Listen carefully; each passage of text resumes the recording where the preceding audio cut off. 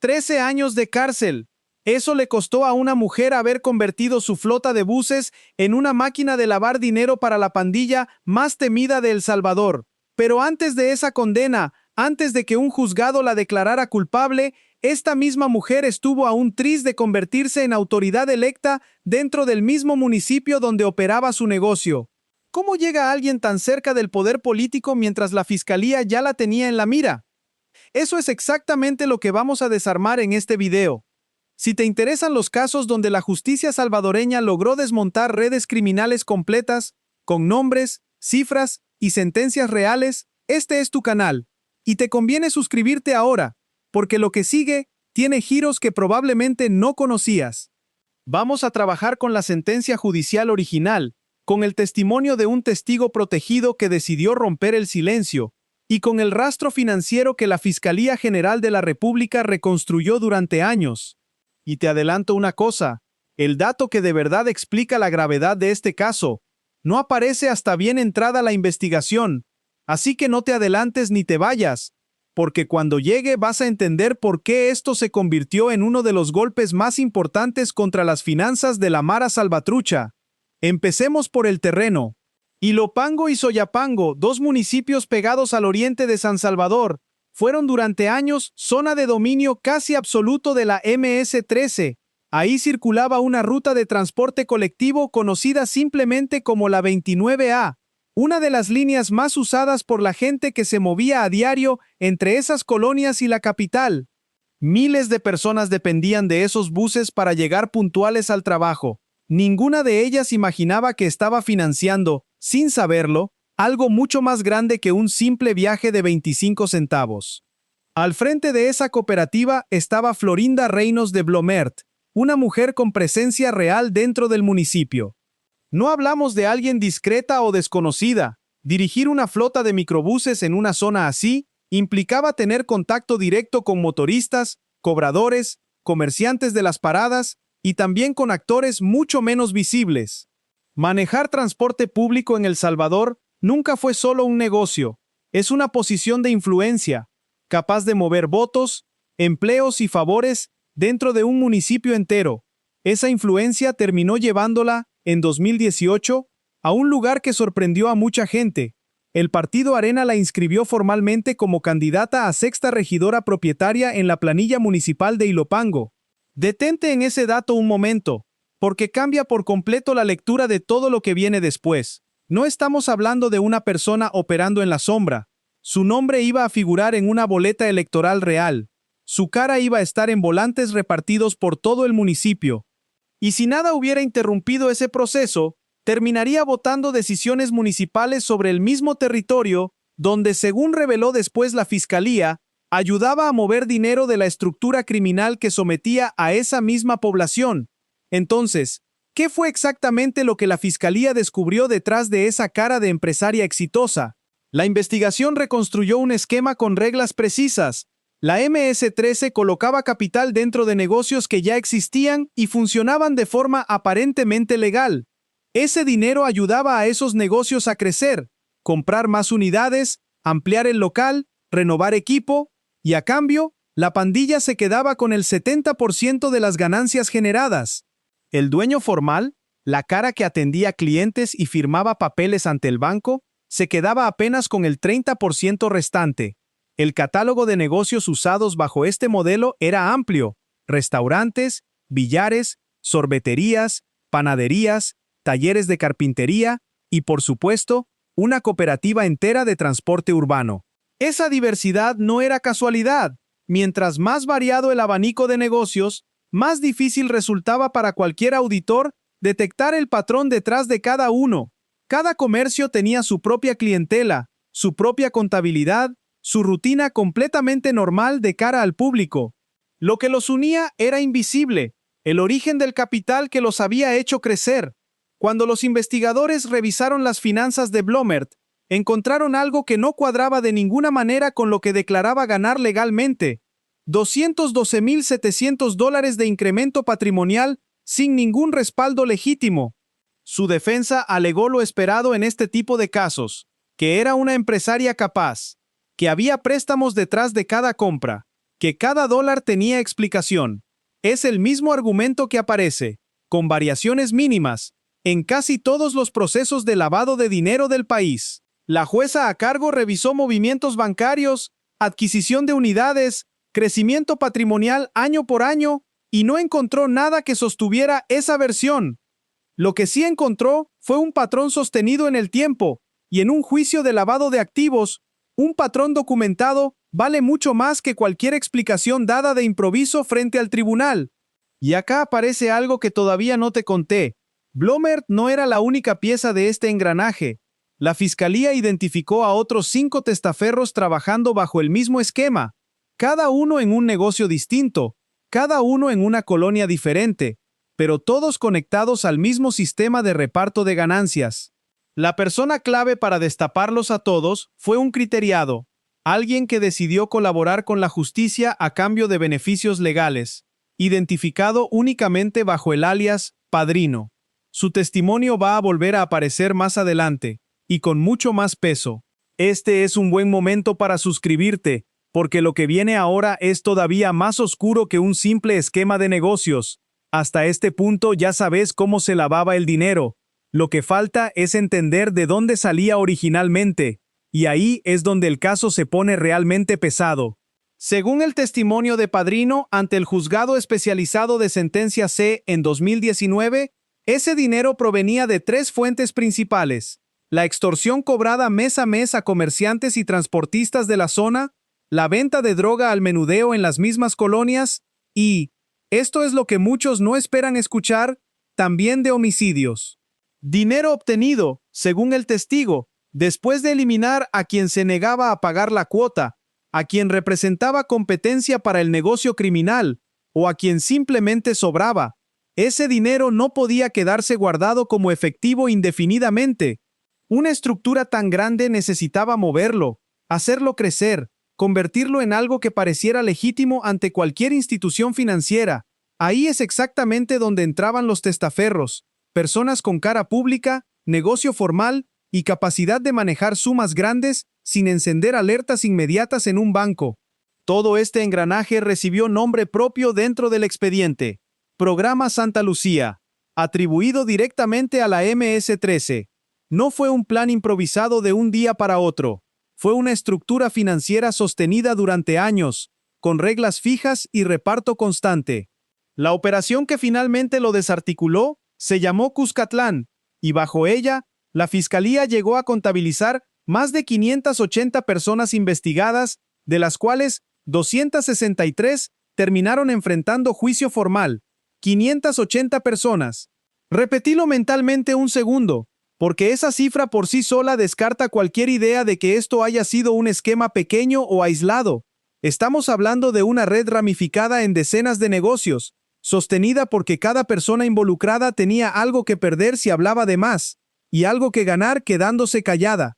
Centrémonos ahora en los 6 testaferros que terminaron compartiendo juicio con Blomert, porque ahí los números dejan de ser abstractos.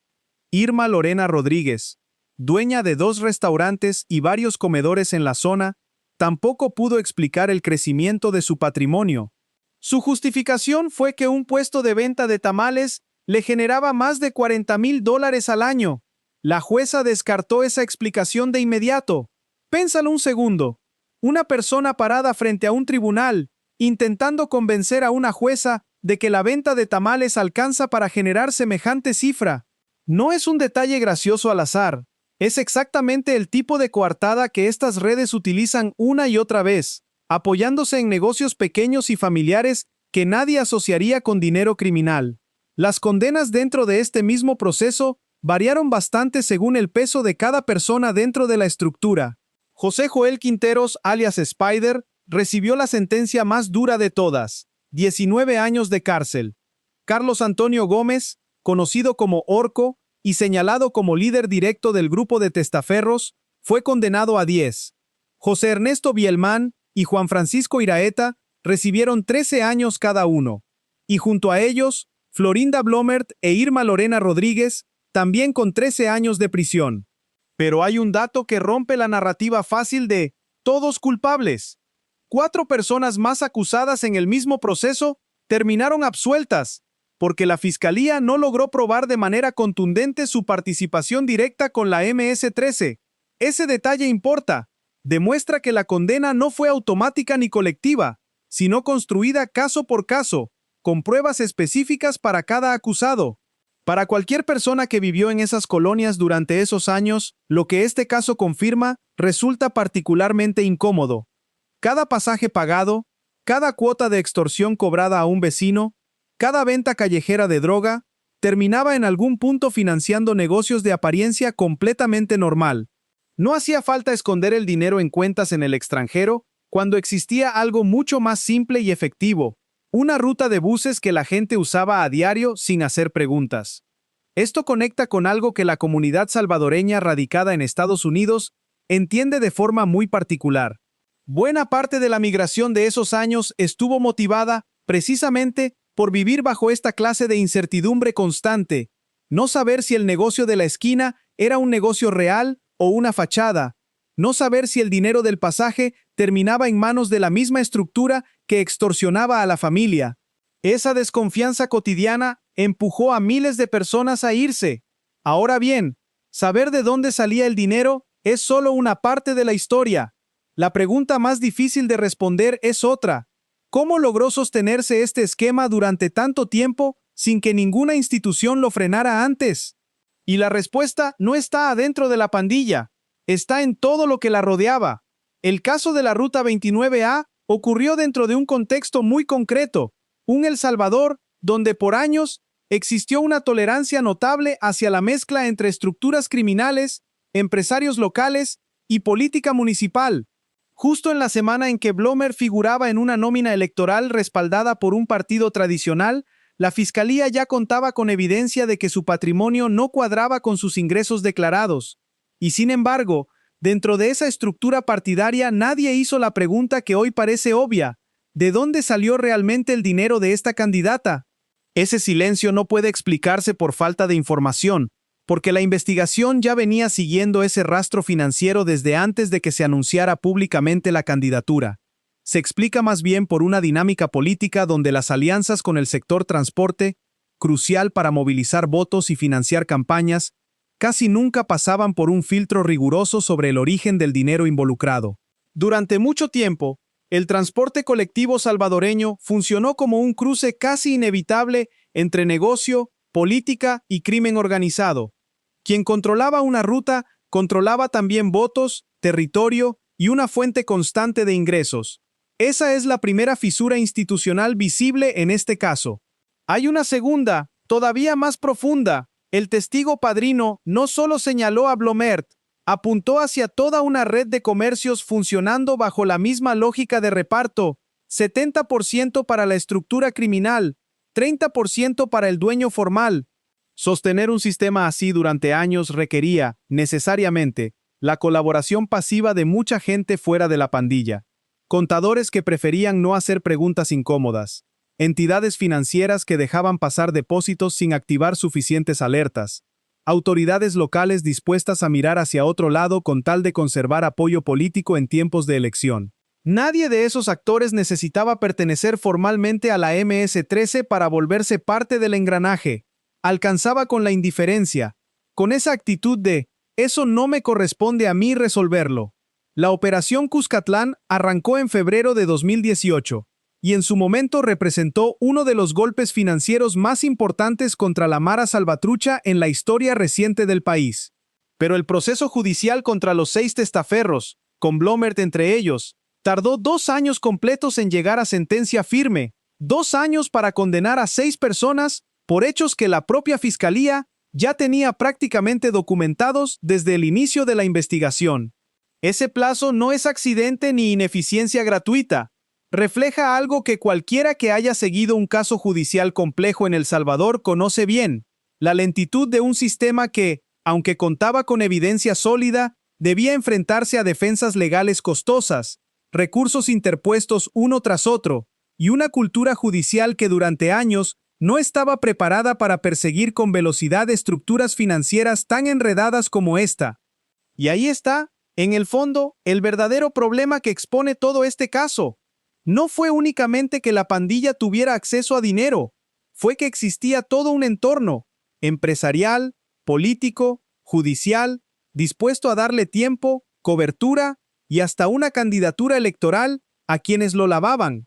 La red no cayó por un error de la MS-13.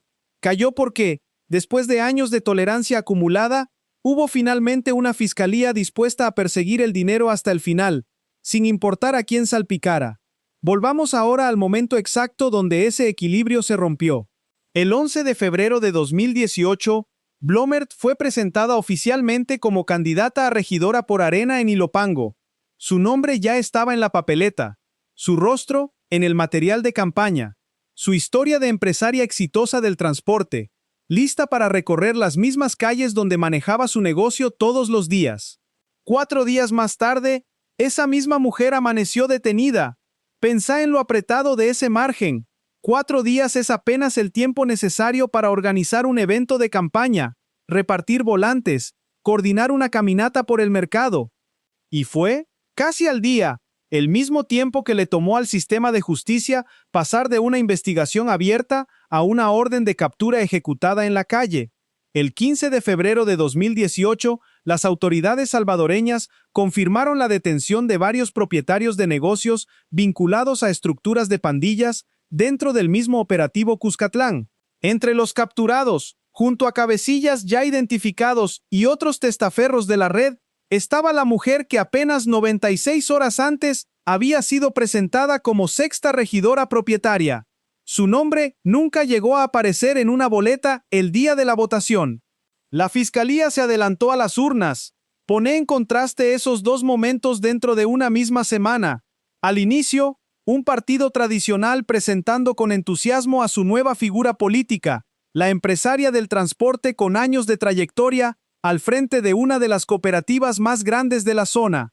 Al cierre de esa misma semana, agentes de la Policía Nacional Civil ejecutando órdenes de captura contra ella y contra el resto de señalados en un operativo simultáneo que abarcó distintos puntos del territorio nacional. Una coordinación de ese nivel no ocurre de improviso. Exige meses, a veces años, de seguimiento discreto, cruce de datos bancarios, y la cooperación de testigos dispuestos a colaborar a cambio de beneficios ante la ley. Si estás siguiendo esta investigación hasta acá, es porque te interesa este tipo de contenido de verdad, así que aprovecha y suscríbete. Todavía queda la parte del juicio, que es donde este caso se pone más pesado. Lo que vino después fue un proceso judicial pesado, construido pieza por pieza. La fiscalía tuvo que reconstruir años de historial financiero, compras de unidades de transporte, crecimiento patrimonial documentado año tras año, declaraciones de testigos bajo protección y cruces de datos entre negocios que a simple vista no tenían ninguna relación entre sí, pero que respondían todos al mismo patrón de fondo. Ese tipo de trabajo no tiene nada de cinematográfico. No hay una persecución con sirenas, no hay un enfrentamiento armado, no hay una sola imagen que resuma el esfuerzo detrás. Es trabajo silencioso de oficina, peritos financieros comparando cuentas bancarias, fiscales cruzando testimonios contra registros de propiedad, investigadores verificando si cada compra de vehículo coincidía con los ingresos reales de cada acusado. Nada de eso sale nunca en televisión, pero es precisamente lo que termina hundiendo redes de esta magnitud. El juicio se resolvió 2 años después de la captura inicial. El 21 de febrero de 2020, el Juzgado Especializado de Sentencia B de San Salvador dictó sentencia contra 6 de los procesados. Y acá llega el dato que te prometí al principio del video. El patrimonio de Florinda Blomert había crecido $212,700, sin ninguna explicación legal válida. La condena por eso, 13 años de prisión, por los delitos de agrupaciones ilícitas y lavado de dinero y activos. 13 años que no castigaban manejar una flota de buses, sino haberla convertido en la maquinaria financiera de una estructura que extorsionaba, vendía droga y, según reveló el proceso, también mataba. Vale la pena detenerse en esa cifra un momento, porque no cuenta toda la historia por sí sola. 13 años es una condena dura, pero dentro de este mismo caso no fue la más alta. José Joel Quinteros, Spider, recibió 19. Esa diferencia dice algo sobre cómo estaba organizada internamente esta red. No todos los testaferros ocupaban el mismo lugar en la jerarquía. Algunos, como Blomert, eran valiosos por la exposición pública y el tamaño de su negocio. Otros, como Quinteros, cargaban responsabilidades operativas más directas dentro del esquema, y por eso enfrentaron condenas todavía más severas. Esa sentencia se dictó ya dentro de un sistema judicial que, en los años siguientes, endurecería aún más su postura frente a cualquier intento de mezclar negocios formales con dinero de estructuras criminales. Para quien vivió esos años en Ilopango o Soyapango, ver caer a una figura pública tan cercana al poder local, no por un escándalo político común, sino por conexión directa con la misma pandilla que sometía esas calles, representó algo más que justicia sobre un caso puntual. Fue, para muchos, la confirmación de una sospecha que circulaba desde hacía tiempo pero que casi nadie decía en voz alta, que ciertos espacios de poder económico y político local habían quedado profundamente permeados por dinero de origen criminal. Este proceso terminó en los tribunales hace ya varios años, pero lo que expone sigue teniendo peso hoy. La historia de la Ruta 29A no se reduce a una empresaria condenada por lavado, es, en el fondo, la radiografía de un modelo completo: pandilla, negocio de fachada, testaferro dispuesto y un entorno institucional que durante años dejó espacio suficiente para que ese modelo operara casi sin consecuencias. Ese modelo tampoco fue exclusivo de Ilopango. Se repitió, con variaciones menores, en decenas de negocios y colonias dentro del territorio que en su momento estuvo bajo dominio pandilleril. No hablamos de un billar suelto ni de una sorbetería aislada, hablamos de un mecanismo replicado en cientos de comercios a lo largo del país, cada uno funcionando como una pequeña pieza dentro de un aparato mucho más grande de lavado de activos. Multiplica el caso de Blomert por cientos de historias parecidas, muchas de las cuales nunca llegaron ni siquiera a un expediente judicial, y vas a tener una idea real de la magnitud del problema que enfrentó el país antes de decidir cambiar por completo su estrategia de seguridad. Ese cambio de estrategia, el que después se conocería como régimen de excepción, no salió de la nada. Fue, en buena parte, resultado de años de casos exactamente como este. Estructuras criminales operando dentro de negocios legítimos y hasta dentro de partidos políticos, mientras las instituciones apenas alcanzaban a perseguirlas con los recursos disponibles en su momento. Para la comunidad salvadoreña en el exterior, todo esto probablemente golpea distinto que para cualquier otro público. Muchos vivieron de primera mano, o a través de un familiar, la incertidumbre de no saber si detrás de un negocio cotidiano o de una ruta de buses conocida se escondía algo mucho más peligroso. Por eso, ver hoy un país donde ese tipo de estructuras ya no puede operar con la misma libertad de antes, tiene un significado particular para esa audiencia. Lo que este video no alcanza a cubrir, porque merece su propia entrega, es ¿qué pasó con el resto de la red del programa Santa Lucía después de esta sentencia? ¿Cuántos negocios armados bajo esta misma lógica siguen sin ser detectados? ¿Cómo cambió el trabajo de investigación financiera de la Fiscalía después de este caso puntual? Son preguntas abiertas, y probablemente la más incómoda de todas es esta. Si una cooperativa completa de transporte, con presidenta pública y aspiración electoral concreta, logró funcionar como lavandería durante años antes de ser descubierta, ¿es razonable pensar que existieron, y tal vez todavía existen, estructuras muy parecidas que jamás llegaron a un tribunal? Y hablando de esquemas que parecían completamente legítimos hasta que colapsaron, hay un caso que supera con mucho al de la Ruta 29A en dimensión. No hablamos de un puñado de buses, sino de 51 millones de dólares captados bajo la promesa de duplicar los ahorros de miles de salvadoreños, en un esquema que también terminó ligado a la MS-13. Suscríbete antes de que subamos ese documental si no querés perderte esa historia. Déjanos en los comentarios qué otro caso de corrupción o crimen organizado te gustaría que investiguemos. Y nos vemos en la próxima entrega.